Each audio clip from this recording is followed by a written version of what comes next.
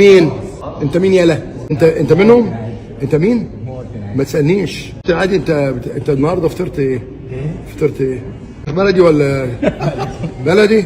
انت غني يعني؟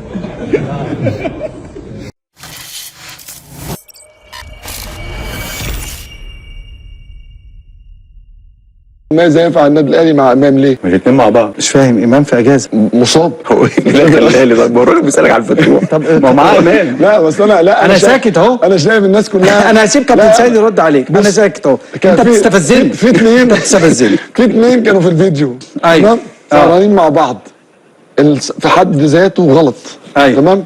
بغض النظر عن فتوح، كان في معسكر واستأذن عشان يروح يزور عمه، كان عيان وراح زاره وبعدين كمل اليوم راح سهر. امام مصاب وراح سهر. ففي اثنين كانوا في فيديو، واحد ممسوك من اول يوم يعني فيديوهات وان الزمالك هيوقفوا ويعرضوا للبيع، وواحد ما بتسمعش عنه حاجه خالص، وواحد معلش يعني اغلب بالك امام حبيبي جدا جدا والله العظيم وانا بحبه، ومن اول ما جه نادي الزمالك وانا بقول ان هو يبقى احسن لاعب كوره في مصر. واحد في الفيديو بيتدارى وواحد ما شاء الله ماشي. امام يعني ناقص يقول يطلع محدش بيقول حاجه.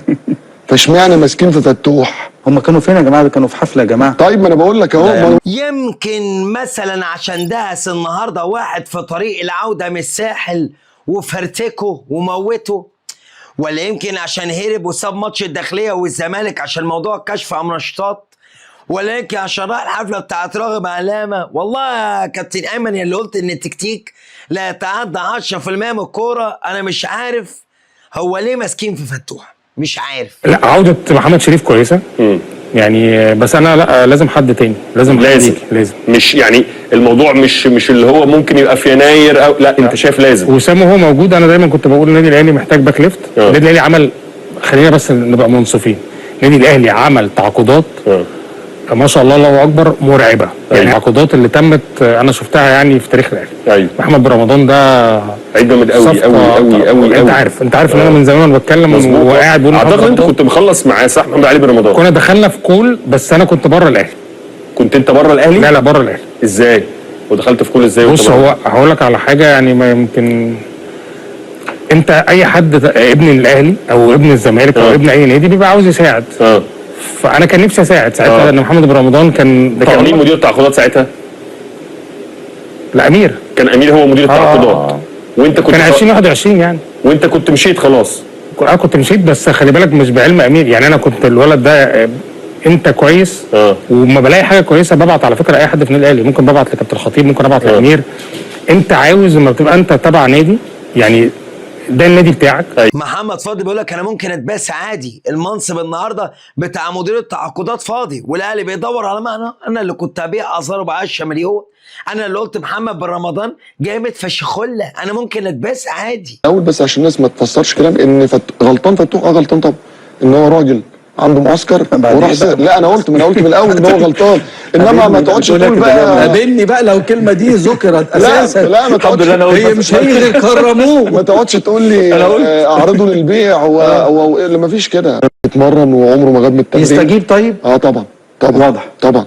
هو اسلوب هو فتوح خلي بالك هو نفسيا تقدر تعامله كويس وتقدر تفهمه ان انت لاعب كبير ودورك مهم في الفرقه، وان انت خلاص بقيت من اللعيبه المعدوده في النادي اللي العين عليها. كابتن كمان. بالظبط كابتن. فانت بقيت مثال للعيبه.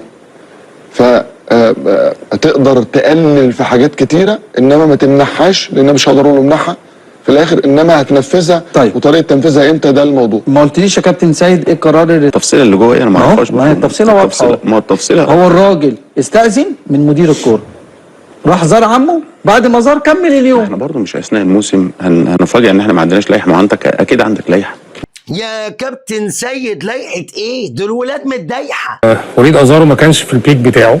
وسام في البيك بتاعه. ايوه وليد ازارو كان معروض 10 مليون دولار من النادي الصيني، والكلام كان بجد فعلا. وحتى في الحته ابراهيم اللي كنت بتفاوض معاهم مندوبين من النادي الصيني، كان وكيل انجليزي وحد مندوب برضو مكتب محاماه انجليزي يعني. القوانين كانت لو انت اكتر من 5 مليون دولار بتدفع 100% ضرايب النادي يعني. لو ياخد حد ب5 بياخد بيدفع 5 بلس.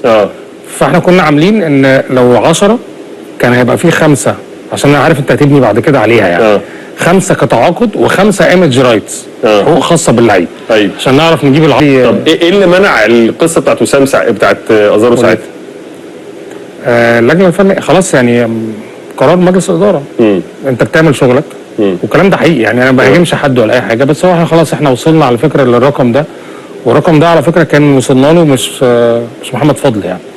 اللجنه اللي كانت موجوده زائد كابتن الخطيب ساعتها برضه، ان كابتن الخطيب في الامور الماليه هو بيجيد التفاوض ويجيد الضغط لابعد حد يعني. ايوه يا ابني اتكلم على الكابتن الخطيب شويه حلوين يمكن يجيبك النهارده في المنصب. انزل يا زميلي، انزل يا زميلي، اتاكد ان مدينا لايك متين للفيديو، مشترك في القناه ما جرس فعل كله والشير حاله في كل مكان. لايكات ويلا بينا نشوف عايز اسمعك ايه.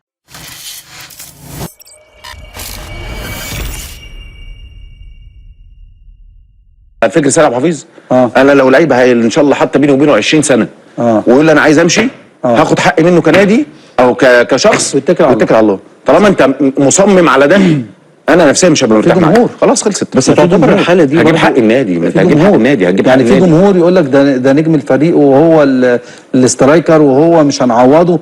عايز اقعد معاك اعمل لك ايه؟ يعني خلاص يبقى لازم الناس تفهم كده. طب ما الناس عارفه يعني كده برضه في حاجات كتير جدا الانديه بتراعي جماهيرها عشان ما تقومش عليها. اتكلم على اي حاجه هتلاقي ايمن عارفها ووليد عارفها وانا عارفها، كل الناس عارفه عارفه ابعادها يعني. هو النادي الاهلي هيستفيد، لازم يستفيد، بس هي الفكره اوعى فهي الفكره في يعني ابن خلدون نرجع من 29 يونيو انت مش مديون ليا بالاعتبار. حصل. فهي الفكره كده دي بس يا مهيب.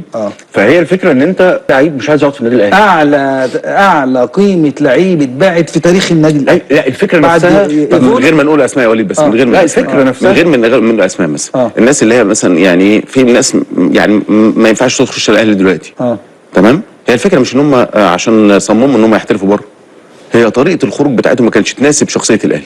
من الاخر ابو السيد عايز يقول لك قدر تتقدر، اغلط تتقدر. ماشي يعني زيزو خلص عقده تمام واختار حد تاني وده راجل موجود عقده، الله اعلم هي تمشي ولا مش تمشي، ما اعرفش القرار الاخير ايه، الله اعلم. اوكي انا مع اي لعيب يطلب انه يروح اي مكان في الدنيا ويكون واضح اوكي، ولو زاد لي مفيش مشكله، بس زي ما قلت لك ما تاخدش من هيبه المكان. زعلي من وسام زعلي من وسام مش ان هو عايز يحترف، اي حد من حقه ان هو يحترف اوكي، لكن ما تاخدش من هيبه المكان او تحاول تاخد من هيبه المكان وانت خارج. طيب البعض يفسر واحد نادي مش هيستفاد من واحد وهيمشيه كده لازم هيستفاد منه، فهو عايز يمشي. نفترض دلوقتي اي نادي بيراميدز الزمالك اهلي عايز لعيب من كروم، عايز لعيب من السكه الحديد، عايز لعيب من اي حاجه اوكي، هو سعره كان مليون جنيه، دخول النادي ده بقى 50 مليون جنيه، بقى 40 مليون جنيه، ما هو النادي استفاد اهو. كون ان النادي عايز يستفاد اكتر ده حقه، لكن ما تقولش النادي ما استفادش. الاهلي حتى ماديا احنا قلنا الاهلي استفاد، انا بتكلم عن بيستفيد من امكانيات اللعيب في تحقيق البطولات. ده اللي لو خطيب قعدوا الله يخرب بيتك يا خطيب ضيعت على النادي فوق ال 10 مليون جنيه، مشاه عايزين نقعدوا نستفيد نحقق بطولات بيه، من غيره هنحقق. اخر انت فهمت كسبان ماتش؟ لا والله ما انا عمال اقول له اشرح لي الفكره. انا فهمت السيد هو طول عمره مستفز كده ويقعد يرمي كلام من تحت لتحت اللي هو الاهلي، الفكره كلها ان الاهلي يكسب الزمالك بس. قال له انت طب ما هو الزمالك بيكسب الاهلي مش عارف قال له يعني قال له انت هتطلع فوق قال له انت هتطلع فوق. طيب عايز اسالك سؤال مهم جدا في الفكره تاني برضه هتساله تاني هيقول لك نفس الفكره يلا من شنقيط. طيب انا بتكلم مع مين يا جدعان؟ كنا نقول على هو في الاخر الفكره ان الاهلي يكسب الزمالك. كنت زمالك في افريقيا يعني يكسب الزمالك بس وبعد كده لا هو الاهلي يكسب. الفكره قايمه ان انا من مصلحتي كنادي. ايوه انا هقول لك بقى كلام يعني بس وسع ودانك والله عارف ان مصلحتك من مصلحتي كنادي شعبيه الجماهير وشعبيه الكوره تفضل النادي الزمالك وشعبيته موجوده. مصلحتي هتقول لي ازاي بقى؟ اكيد هقول لك ازاي، لان انت في النهايه لما بتيجي تقيس الشارع بتقيسه بايه؟ بتقيسه باحداث الشارع. ده بيبقى مردوده ايه يا مهيب؟ اعلانات. انت طبعا انت يا ريت تفهم الله يخليك. الكابتن سيد عامل وشهم جزامه، انتوا مالكوش عازه في الاهلي، هنكسبكم ونقعد نحفل عليكم ونعمل اعلانات، ده دوركم. كومبارس بامتياز. هي حياه، لكن لما تلاقي فرقه يعني طبعا بيراميدز عمل شغل رائع جدا، وخصوصا دوري ابطال افريقيا زي ما قلت لك المره اللي فاتت، مش هغير كلامي، هو اقوى بطوله على المستوى القاري فتحسب لبيراميدز. لكن لما تلاقي الصدى ده ما بقاش موجود هتبقى في خطوره، خلي بالك. انا يهمني جدا ان الزمالك يفضل موجود، اكسبه كل مره، ده حاجه ثانيه، بس يهمني ان هو يفضل موجود. اكسبه كل مره مش هرد عليه. يعني هكسبه كل مره دي يعني يهمني يكون موجود. تسد النص الحلو. طيب انا قلت النص الحلو ايه انت؟ انا بتكلم حاجه جد حلوه والله بتكلم جد. لا هو التنافس اللي سيد يقصده. هو انت ما تردش هو بيقول افكار. افكار كلها هو انت ماضي ممكن تكون افكاره كلها غلط وسلبيه. ايوه يعني ما فيهاش حاجه زي الفكره اللي قالها. خرجت حاجه من الفكره؟ لا يعني خرجت بايه من الفكره بتاعت اللي هو الاهلي هيكسب الزمالك على طول. انا عايز بس. لا انا هقول لك بس عشان لا انا بتكلم بعد ده كتير، فمش انتوا طبيعي جدا ما توصلوش. يا ابني ارحمنا بقى يا ابني ده انت مستفز. خرجت في حاجه فظيع والله. الفكره ايه والله العظيم؟ ده انت فظيع والله، بلاش تستفز وتلعب في عزه. النكش في الشوارع دي مهمه قوي، حلوه. يعني انت لما بتكسب الزمالك تمام 2-0 3-0 6-1 يا سلام يا سلام. حلوه. لا حلوه، بتكلم جد والله. استنى بس، انا بتكلم جد. حلوه لان في جماهير. وما الزمالك يكسب. ايوه ماشي، انا بتكلم في العموم. لا انت قلت اللي اني اوصل الفكره بس، اوصل الفكره بس ان انت بتبقى بتلاقي شارع في هنا وفي هنا. يعني في ناس هنا الاهلي اكتر طبعا، وضع طبيعي مش تحيز الاهلي اكتر بكتير، بس انت في النهايه بتلاقي حلاوه الكوره.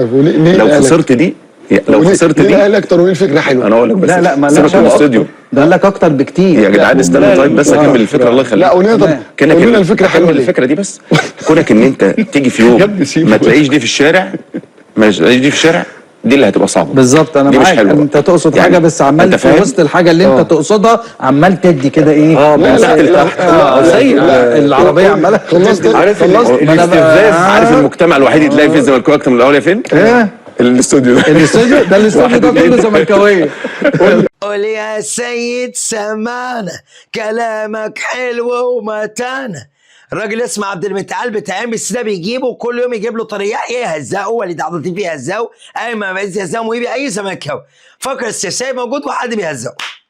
لا طلعت في ولا فيديو لقيتنا في البرنس العالي، اتاكد ان مدينا لايك متين للفيديو، مش شايف قناه جالس في الكل الشرح في كل مكان، واستنونا دقات كتير ضرب نار. سلام.